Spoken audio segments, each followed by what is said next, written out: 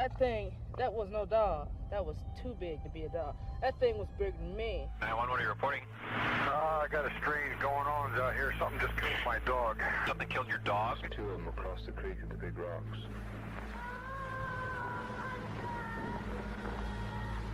Now, improvised search parties are attempting to find it. Just what it is, no one is sure. Creatures actually exist. There's something in the water. Even the most rational mind stares into a large body of water and wonders what lies beneath the surface. There's a romantic mystery to it. A vast body of water reflects at us the wonder we project on it. On the surface, we admire it, but beneath it, well, there's always something more. The Great Glen in the Scottish Highlands is a rift of valley 60 miles long, and it contains 3 famous lochs: Lochie, original name, Oish, and Ness.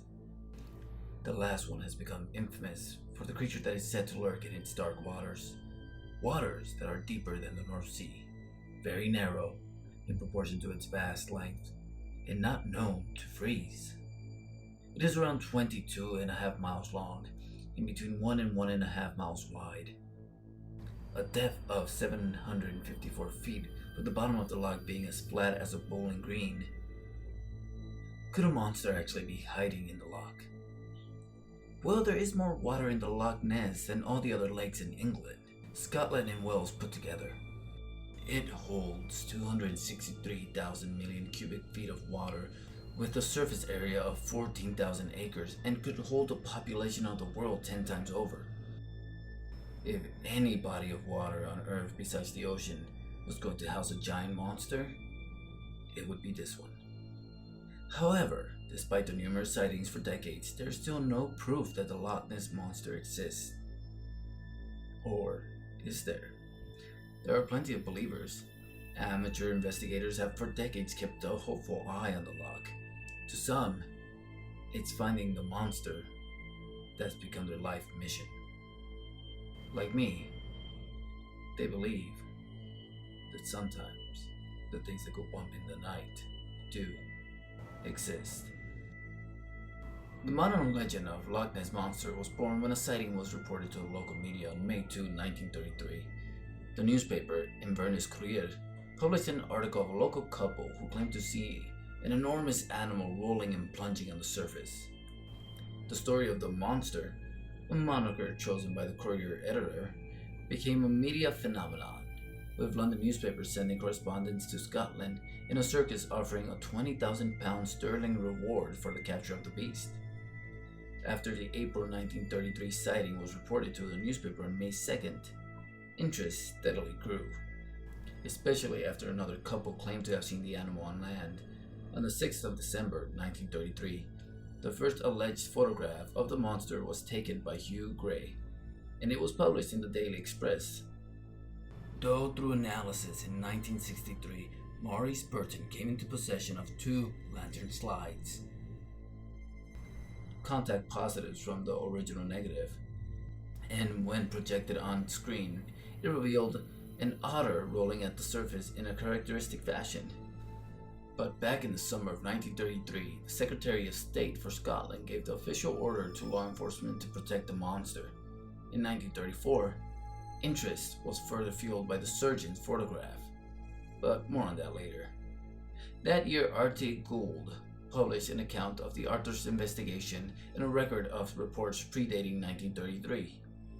You see, apparently sightings of the Loch Ness monster are much, much older than 1933. On August 22 AD 565, over 1,451 years ago, an Irish abbot, missionary, and scholar spreading Christianity in Scotland encountered a beast unlike any other, and made short work of it too. This scholar would become known as Saint Columba. The following account is taken from his 7th century biographer Saint Adamnan's book, The Life of Saint Columba. This autobiography has the unique claim to being the first documented sighting of the Loch Ness monster. If it's a real animal, of course. While standing upon the bank of the River Ness, which flows out of Lochness in northern Scotland. Columba was pondering his options on how to cross to the other side. While he contemplated the issue, he noticed a group nearby who were burying a friend. He approached them and they told him that their friend had been killed by, quote-unquote, an enormous water beast while taking a swim in the river. Columba laid his staff across the dead man's chest and, a la Lazarus, the man sat up and took a breath. After performing this miracle, Columba instructed Br Lunch Mukanim, one of his fellow monks, to swim across the loch and come back with a small boat, which was docked on the opposite shore. One would think that after hearing of a water beast that kills people, one wouldn't go swimming across the loch, where someone just died. But the monk did just that, and the monster took notice. It emerged from the water, roaring as it darted towards the swimming monk, its mouth gaping wide. Everyone on the shore screamed warnings to the monk of his impending peril, all except Columba. Instead, the saint walked to the edge of the loch and, making the sign of the cross while invoking the name of God, spoke in a commanding voice. "You will go no further," he demanded the monster. "Do not touch the man. Leave at once." That's right, he Gandalfed it, and it worked. Despite being a bite away from a meal, at the sound of the saint's demands, the monster stopped and retreated. As Adamnan described it, the monster moved more quickly than if it had been pulled back with ropes. The next sighting of the Loch Ness monster would come from Mr. D. Mackenzie in a letter he sent to Rupert Gould, one of the earliest investigators into the matter of the strange stories of a monster being seen in the lake.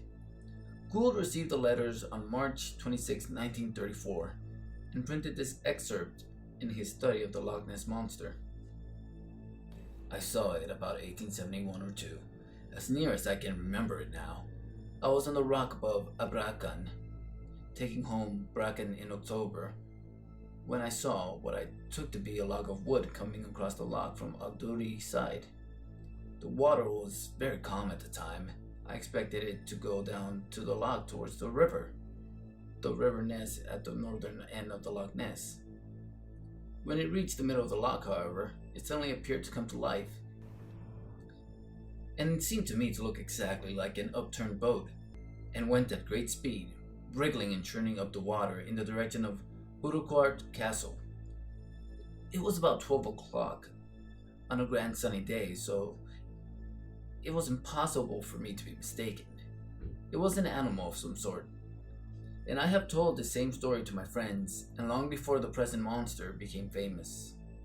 While Mackenzie's statement seems to be a spot-on description of the Loch Ness monster, before the sighting started being reported in 1933 and onwards, Gould chose not to include it in his overall Loch Ness research, along with all reports he had of sightings previous to 1923. His reasoning was due to the sheer amount of time between the alleged sightings and them actually being reported. Nonetheless, they stand as claims that something large and inanimate was being reported in the loch previous to 1933. Arguably, the most important sighting of 1933 happened in July 22. George Spicer and his wife saw, quote-unquote, a most extraordinary form of animal cross the road in front of their car. This would be the first sighting of the creature on land, and the first to give it a detailed description. It had a large body, about 4 feet high, and 25 feet long, and long, narrow neck, slightly thicker than an elephant's trunk, and as long as the 12-foot width of the road. The neck had a number of undulations in it. They saw no limbs, possibly because of the dip in the road, obscuring the animal's lower portion. It lurched across the road toward the loch 20 yards away, leaving only a trail of broken undergrowth in its wake. On the 5th of January 1934, claimed to have nearly hit the creature while approaching the Abrakian, a spot near the northeastern end of the loch, at about 1 a.m. According to Grant, it had a small head attached to a long neck. Grant described it as a cross between a seal and a plesiosaur. He said he dismounted and followed it to the loch, but only saw ripples on the surface of the water as he approached. This account, though, is most likely a hoax. Apparently, the truth may be that he simply fell off near the Abrakian, and when he arrived home, his mother asked how he had damaged his motorbike. Grant invented a story of nearly hitting the monster. Someone overheard him telling his mother, and in turn told a journalist, and the account soon was printed. But ultimately, it's most likely a hoax. Speaking of, we're circling back to the surgeon's photograph. This picture is reportedly the first photo of the creature's head and neck, snapped by Robert Kenneth Wilson, a London gynecologist. It was published in the Daily Mail on the 21st of April 1934. Wilson's refusal to have his name associated with it led it to being known as the surgeon's photograph.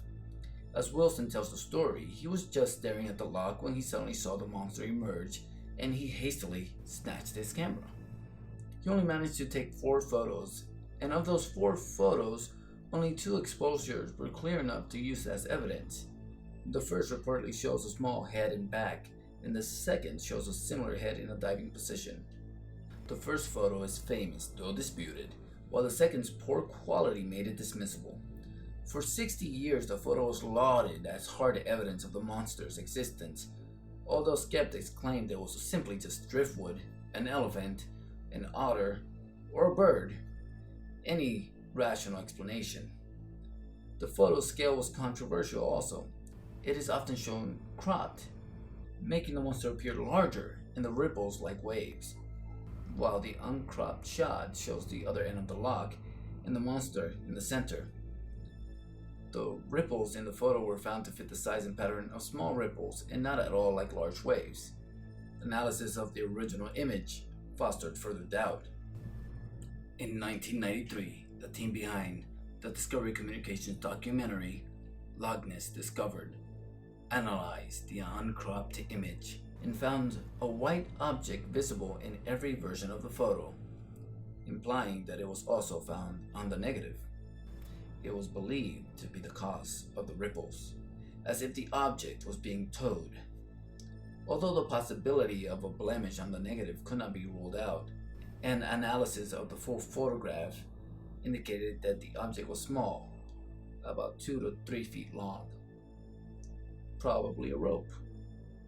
By 1994, the cryptozoology world was in agreement that the photo was a hoax.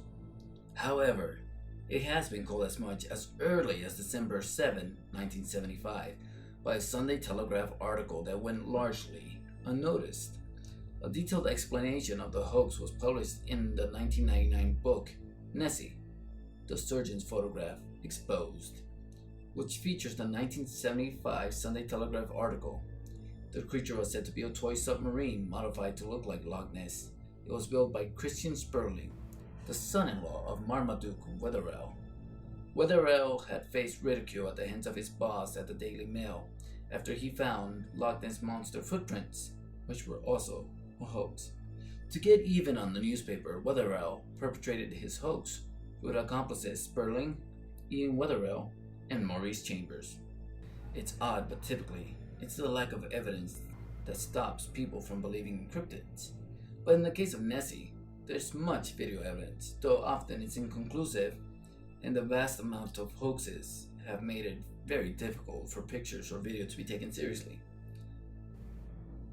In my research on the subject, I found hoax after hoax after hoax, thus making it very difficult to take anything seriously, which is a real shame because perhaps there is something more, and perhaps we have evidence that is just being outright ignored.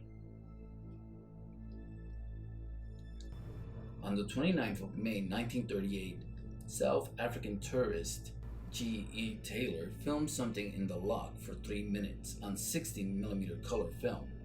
The film was obtained by the popular science writer Maurice Burton, who did not show it to other researchers. A single frame was published in his 1961 book, The Elusive Monster. In December 1954, sonar readings were taken by the fishing boat Rival Third. Its crew noted a large object keeping pace with the vessel at a depth of 479 feet. It was detected for 2,600 feet before contact was lost and regained. Previous sonar attempts were inconclusive or negative. On the 29th of July 1955, Peter McNabb took a photograph that depicted two long black humps in the water. The photograph was not made public until it appeared in Constance White's 1957 book on the subject. On the 23rd of October 1958, it was published by the Weekly Scotsman. Author Ronald Binns wrote that the phenomenon which McNabb photographed could easily be a wave effect resulting from three trawlers traveling closely together on the loch. Though it was most likely yet another hoax, Roy McCall requested to use the photograph in his 1976 book. He received the original negative from McNabb, but discovered it was different from the photograph that appeared in White's book. The tree at the bottom left that is in White's original photo is missing from the new negative, implying the photo was doctored by rephotographing the original print. In 1960, aeronautical engineer Tim Dinsdale filmed a hump which left a wake across Loch Ness. Dinsdale, who reportedly had the sighting on his final day of search, described it as a reddish with a blotch on its side. He said that when he mounted his camera, the object began to move, and he shot 40 feet of film. According to Jarek, the object was probably animate. Skeptics say that the hump cannot be ruled out as being a boat, and when the contrast is increased, a man in a boat apparently can be seen. However, in 1993, the aforementioned documentary Loch Ness Discovered applied a digital enhancement on the Dinsdale film. After enhancing the film, an expert noticed a shadow in the negative which was not obviously seen in the developed film. By enhancing and overlaying frames, he found what appeared to be the rear body of a creature underwater. Before I saw the film, I thought the Loch Ness Monster was a load of rubbish. Having done the enhancement, I'm not so sure anymore, said the enhancer. On the 21st of May 1977, Anthony Doc Shields was camping next to Urquhart Castle. He took some of the clearest pictures of the monster until this day, but they are not held in high regard. Perhaps it's because Shields was a self-proclaimed magician and psychic, and boldly said he had summoned the animal out of the water. He would describe it as an elephant squid, claiming the long neck shown in the photograph is actually the squid's trunk, and that the white spot at the base of the neck is its eye. The lack of ripples in the water are suspicious, and most people think that this is just one more hoax to add to the list. On the 26th of May 2007, 55-year-old laboratory technician Gordon Holmes videotaped what he said was this jet black thing about 46 feet long moving fast in the water. Adrian Shine, a marine biologist at the Loch Ness 2000 Center in Drumnadrochit, described the footage as among the best he'd ever seen. BBC Scotland broadcast a video on the 29th of May 2007. STV News North Tonight aired the footage on the 28th of May 2007 and interviewed Holmes. Shine was also interviewed and suggested that the footage was an otter, seal, or water bird. A bit of backtracking there if you ask me. On August 24th, 2011, Marcus Atkinson photographed a sonar image of a long, 1.5 meter wide, unidentified object, which was apparently following his boat for 2 minutes at a depth of 23 meters. George Edwards published the photograph. It consists of a hump out of the water, which according to him, remains so for 5 to 10 minutes. On April 19, 2014, it was reported that a satellite image on Apple Maps was showing what appeared to be a large creature just below the surface of the water of Loch Ness. At first glance, the figure in the image is distinctly fishy, in more ways than one. One could easily jump to the conclusion that a giant 65-foot catfish calls the loch home. Though it doesn't look anything like Nessie, what the shape on the surface of Loch Ness in that satellite image does resemble is the wake of a small boat, something that others quickly pointed out, and a quick Google image search will prove that this is most likely the case. And that brings us to now. Unlike other cryptids where sightings are consistent, after 2014, the Loch Ness Monster seems to have been laid to rest. Sure, there are still sightings here and there, but they're not concrete. There's no evidence to back them, it's more hearsay. And one can imagine that simply people trying to get a little attention while going out to the loch. If you go to Loch Ness on vacation hoping to see something and don't see something, you might want to embellish that a little for your friends. For such a large animal to exist, it would have to have enough of a population to reproduce through generations. Even if they're masters of hiding, by now you'd think we would have found the body. Well, if indeed Nessie is in the deep water of Loch Ness, then we don't actually have to find it to find it. Confusing, I know. Let me explain. All living creatures have DNA. Like all other creatures to inhabit watery habitats, it should have its DNA floating all about its watery home, through skin cells, feces, urine, mucus, or scales. Even mammals that drink water leave trace DNA behind. Scientists can use this genetic material, known as eDNA, to track elusive beasts. And scientists have done just that. In 2018, they turned that research tool towards Loch Ness. And here's an update going back to edit this episode specifically because now we know that the Loch Ness does not exist. At least not how we thought. It might just be a giant deal. I'm going to add this clip of the discoveries at Loch Ness for you to listen to and make up your own mind, but the likelihood of Loch Ness existing, slim. Now we're going to tell you what we've found. We find a lot of different species in Loch Ness. We find the salmon, we find the Arctic char, and a number of other species that we expected to find in Loch Ness.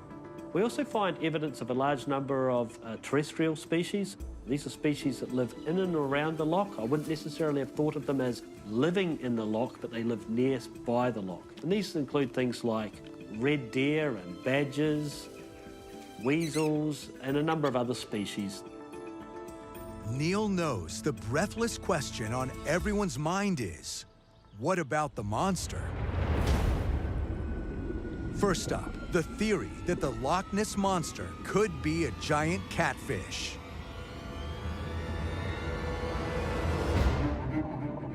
One popular explanation has been a giant catfish, so there's a species called the Wells catfish.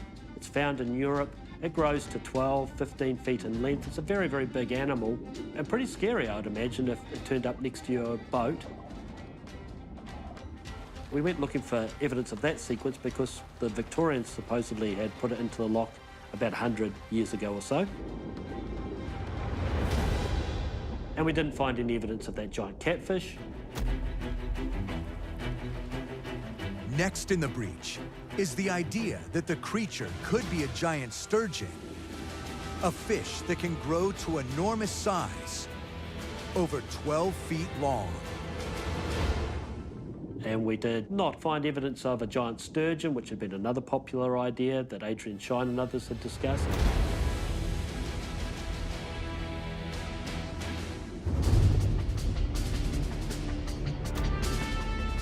Many Nessie hunters have always believed the monster is not a fish, but a massive dinosaur,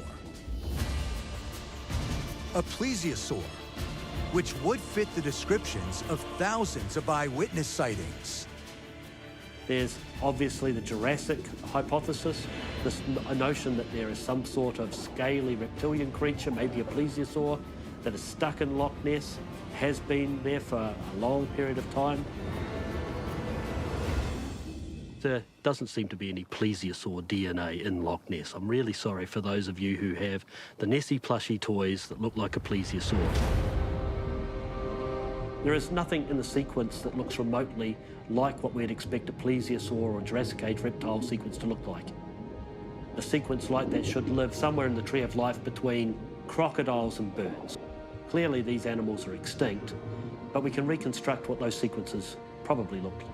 We don't find anything like that. But Neil says there is something in Loch Ness that does fit the description of what many have seen.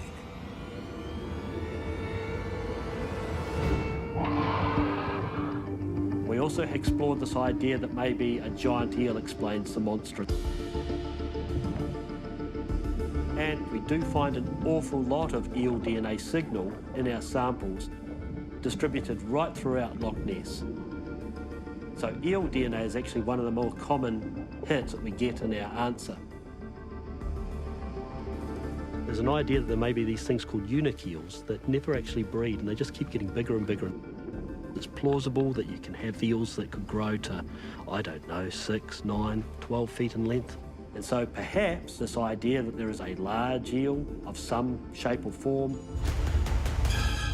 people see from time to time, maybe that is one explanation we at least can't discount at the moment. Neil says about 25% of the samples remain unidentified. The people who want to believe in the monster will go, well, Professor Gemmell, you moron. Clearly, that is where the monster lies and you haven't done your job properly. Well, if people want to go on their own adventure and explore these sequences, and I'm sure others will, all those data are going to be available alongside our scientific analysis of those, and people are entitled to make their own interpretations of those data and their own exploration of those data, and they may discover something that we have missed. That's entirely possible. And there you have it. I guess there's a slim possibility that Nessie might still be in the loch, but there's a greater possibility that it could just be an eel that's been hanging around the loch for a long time. The mystery continues, I suppose, but for me, I can say that in my firm belief, Nessie does not exist.